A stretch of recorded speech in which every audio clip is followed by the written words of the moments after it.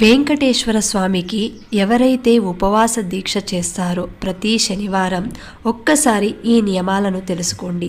ఎందుకంటే వెంకటేశ్వర స్వామి ఏది కోరినా సరే వరాలిచ్చే వడ్డీ కాసులవాడు. కాబట్టి వ్రతం చేసేవారు శనివారం రోజున తినే ఆహారంలో ఎట్టి పరిస్థితుల్లోనూ నూనె వాడకూడదు. పూర్తిగా నెయ్యితో తయారు చేసిన ఆహార పదార్థాలను మాత్రమే భుజించాలి. మధ్యాహ్నం ఒక్క పూట మాత్రమే భోజనం చేయాలి. రాత్రి ఫలహారం తీసుకోవచ్చు. మద్యం, మాంసం లాంటివి తీసుకోకూడదు. బ్రహ్మచార్యం పాటించాలి. ఎవరైతే ఈ నియమాలను పాటిస్తూ 7 శనివారాల వ్రతాన్ని ఆచరిస్తారో వారి కోరిక తప్పకుండా ఫలిస్తుంది. ఇక ముడుపు ఎలా కట్టాలంటే, వ్రతం మొదలుపెట్టిన మొదటి రోజు ఒక పసుపు వస్త్రంలో 11 రూపాయలు దక్షిణ ముడుపు మూటలా కట్టి శ్రీనివాసుని పటం ముందు ఉంచి ఈ యొక్క సంకల్పం నెరవేరితే తిరుమలకు దర్శనానికి వస్తానని మొక్కుకోండి.